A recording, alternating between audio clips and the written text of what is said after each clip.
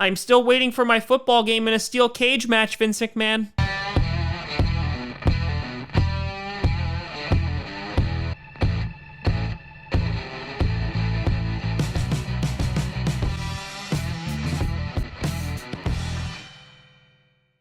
Grossi Posse Packer Nation. Welcome to an episode of Packast, the podcast where you're going to be a Packers fan, but it sure does help. I'm your host, Tom Grossi, and today, what we're going to be taking a gander at is circling back and look at the XFL after week 3, taking a look at some ratings, how it's doing, my thoughts on the entirety of the organization as we start getting into Combine and start getting closer and closer to free agency and eventually draft, and before this entire channel just turns into one big draft-a-palooza, I figured I'd take a moment to acknowledge the XFL. But before we do that, I got two things.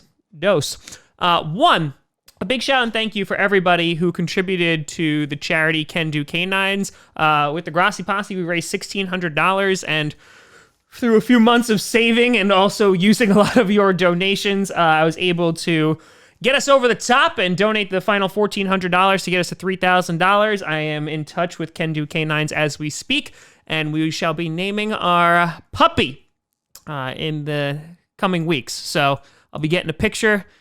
I just can't wait. And in addition, if you haven't checked it out yet, we got brand new merchandise, of course, after the Magic Toaster. So you can go on bonfire.com/store/Packast. The link is in the description to purchase all of your toaster needs. It's fantastic. So let's jump into the XFL, because I've seen a litany of articles that are saying that, this is the beginning of the end for the XFL, and then other articles that are saying the XFL just keeps on climbing. And the answer is kind of somewhere in the middle here.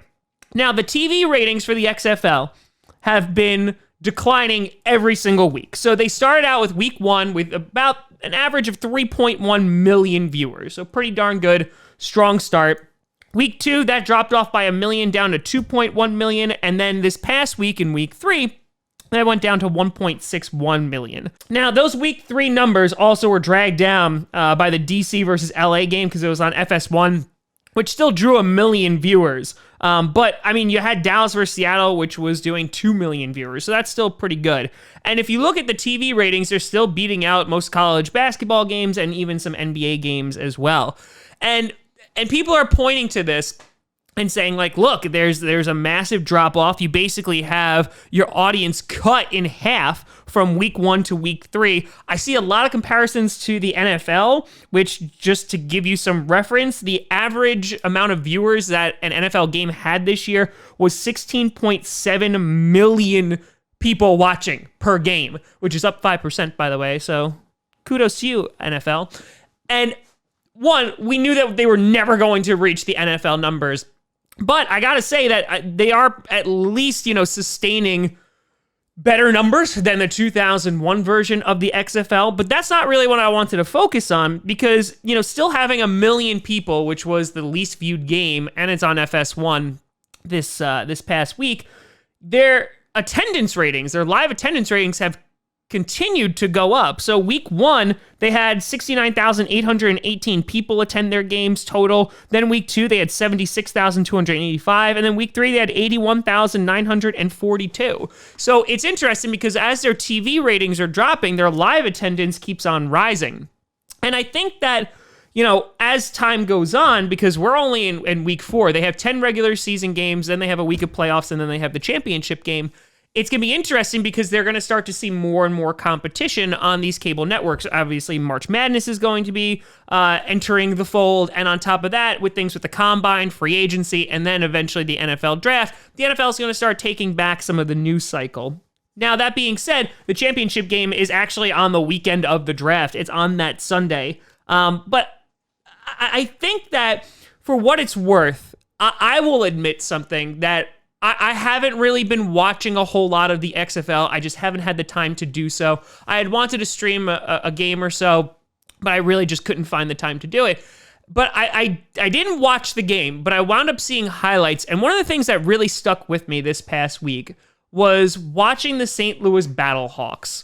And I was watching their highlights, And I saw this clip of the kickoff and just how absolutely crazy it went in St. Louis. And for me, like, that was such a wholesome moment because this is a city that is desperate to have a football team back. Obviously, the Rams are, off into LA. And I think like that was just like really heartwarming for me to kind of just see the impact of, football and what it can have on a community. And like for me, like that's kind of like what football is all about. And so even if I wasn't like completely and totally invested with it, the atmosphere made me want to get invested. And, you see guys, like PJ Walker, who obviously are showing a lot of skill and dominating in this league and potentially will get, looked at by other NFL teams.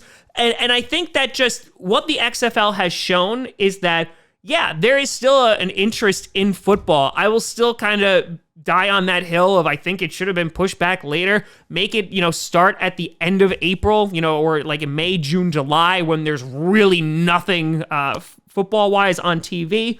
But what I also start to see this week while looking at some highlights is that like teams are getting more comfortable when like running trick plays and like whether it's, with the kickoffs or whether, it's the double forward passes. They're starting to embrace the uniqueness that separates them from the NFL.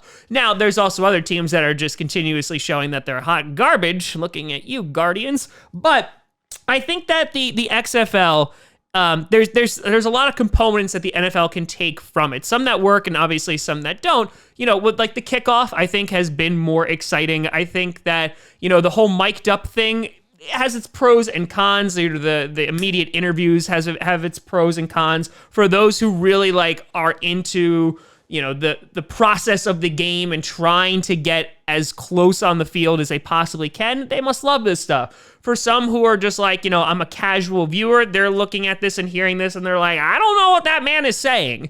And so I think that there's definitely a place for the XFL. I brought this up a few weeks ago when we were talking about this and kind of like what their place is going to be. They're never going to be able to compete with the NFL. I think the NFL at this point has shown it is this mega corporation that is really just not going to go away, as it has sustained, controversy after controversy, and, whether it's domestic violence or whether it's drug use or, whether it's, the national anthem. They've sustained all of these controversies and they're up 5% in their viewership.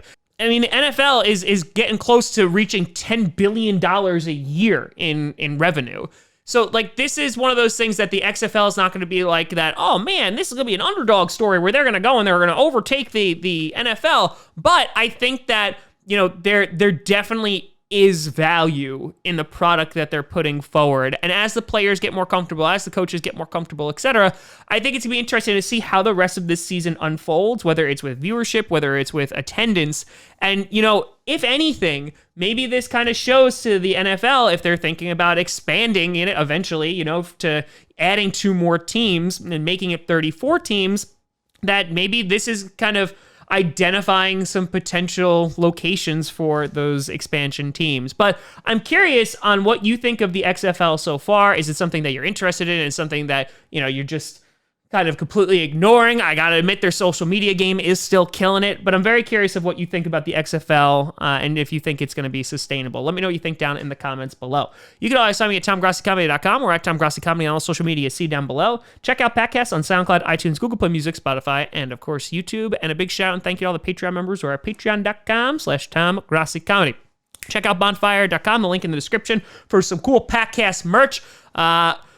There will be more episodes coming out this week. And within a couple weeks, we're going to be like back to the definitive 5 days a week. We're going to really start diving into draft stuff, mock drafts, breaking down player tape, etc. So looking forward to it.